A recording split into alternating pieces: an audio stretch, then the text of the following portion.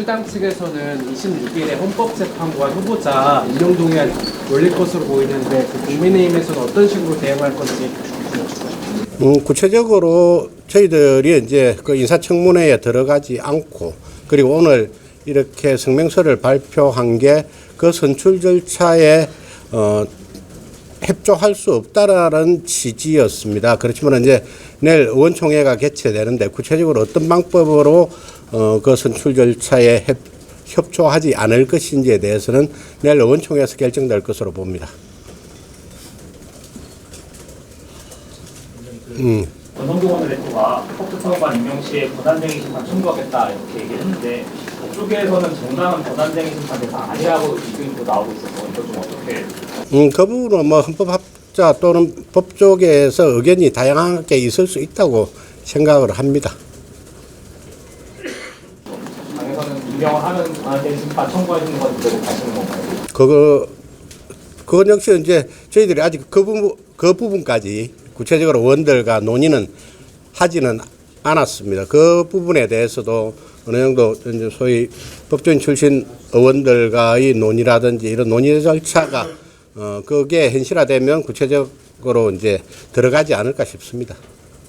대통령이 헌재 소수를 받지 않고 있다고 헌재가 상당히 것으로 간주하겠다는 입장을 냈는데 그 여당은 여기서 어떻게 보시는지? 그 부분은 저희들이 평가할 부분이 아니라고 생각합니다.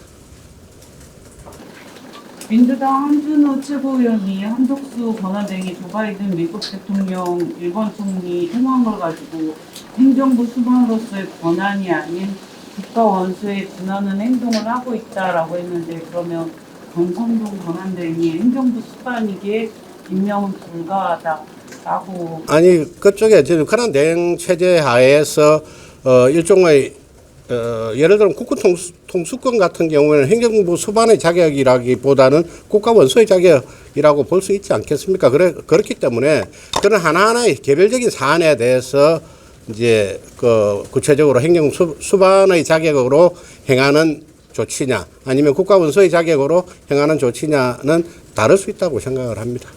탄핵의 요건으로 한덕수 국무총리 탄핵 요건으로 200석을 주장하고 계시고 근데 또 헌법재판관 임명은 안 된다고 하시니까 이 부분이 좀 배치되는 거 아닌가 생각이 들어가지고요.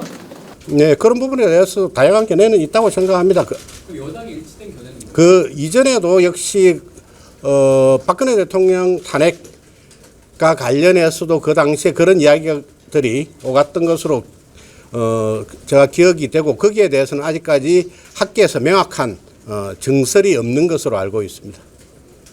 여당이 일치된 견해는 있는 건가요?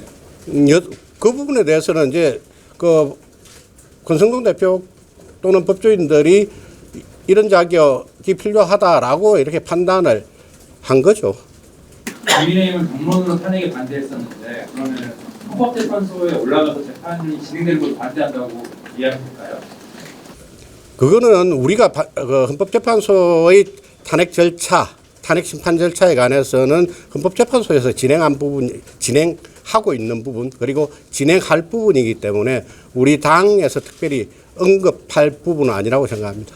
비슷한 결로 대통령이 수사기관에 이제 출석 요구에도 응하지 않고 있는데 여기에 대해서 여당은 좀 어떻게 판단하시는지 그리고 혹시 출석해서 수사를 받으라고 요구하실 계획이 있으신지 아직까지 뭐 그런 부분에 대해서 구체적으로 논의가 되지 않고 있습니다. 혹시 어떻게 판단하시는지도 어떻게 보시는지 그 개인의 그 형사사법 절차와 관련해서 우리 의원들이 개인의 의견을 제시하는 건 선부적절하다고 생각을 합니다.